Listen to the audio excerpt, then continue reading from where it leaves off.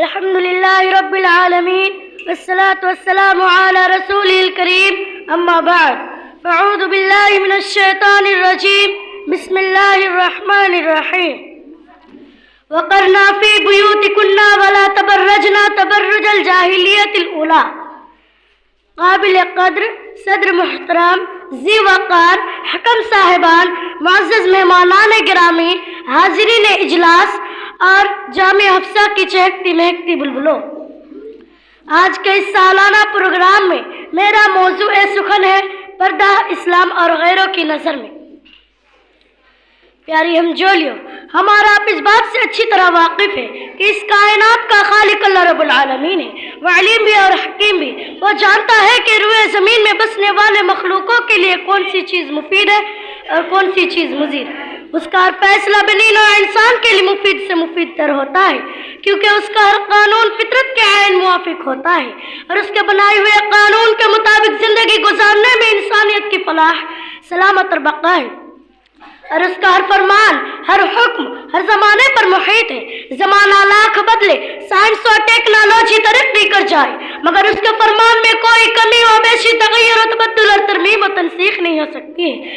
اس نے بنی نوع انسان کی فلاح و بہبود کے لیے جو کتاب اتاری ہے، اس میں مرد و عورت کی پاکیزہ زندگی گزارنے کے لیے، سماج و معاشرے سے بے حیائی و بدکاری کا خاتمہ کرنے کے لیے، ہر قسم کی برائی سے بچانے کے لیے اور بدکاری و زناکاری سے جنم لینے والی بیماریوں سے حفاظت کے لیے اور چین و سکون کی زندگی گزارنے کے لیے حکم دیا کہ مرد اپنی نگاہوں کی حفاظت کرے، پرائی عورتوں کو نہ گھورے، اور عورت کو یہ حکم دیا کہ اپنے حسن کی نمائش نہ کرے، بغیر پردہ اجنبی کے سامنے آیا جایا نہ کرے، ہر غیر محرم سے لچکدار آواز میں بات نہ کرے، شمع محفل نہ بنے، بلکہ عزت و حشمت کے ساتھ اپنے گھر میں ملکہ بن کر زندگی گزارے.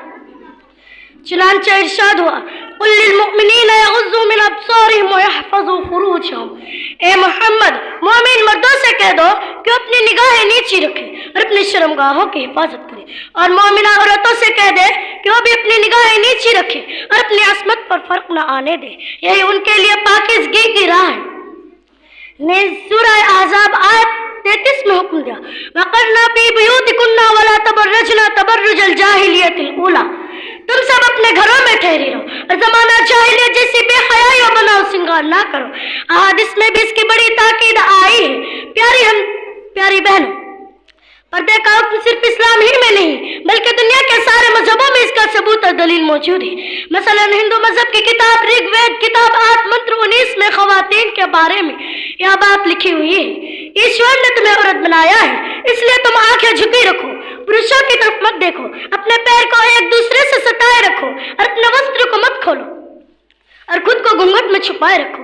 حدیث شریف میں لکھا ہے کہ جب سے شریف عورتوں کے چہرے پر نقاب نہ رہی تو ان کی شرم و حیا جاتی رہی. اسی طرح تورات کی تعلیمات سے معلوم ہوتا ہے کہ یہودی مذہب میں بھی عورتوں کے لیے پردے کا حکم موجود تھا، اور عیسائیوں کے حضرت مریم علیہ السلام کی شخصیت عادل و نمونہ ہے اور ان کی تصویر بھی اس طرح بنائی جاتی سوائے چہرے کے پورا جسم چھپا رہتا. اور حقیقت تو یہ ہے کہ دنیا کے جتنے لوگوں نے خواہ و حاکم و لیڈر نے پردہ و حجاب کی مخالفت کی ہے، خود ان کے دھرم و مذہب میں پردہ و حجاب کا حکم موجود ہے.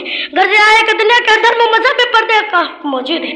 اللہ تعالیٰ سے دعا کہ اللہ رب العالمین ہم سب خواتین اور بہنوں کو اسلامی زندگی گزارنے اور خاص طور سے پردے و حجاب پر مکمل عمل کرنے کی توفیق آسانی عطا فرمائے.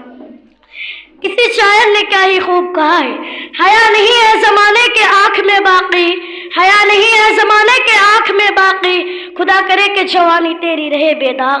السلام علیکم ورحمۃ اللہ وبرکاتہ.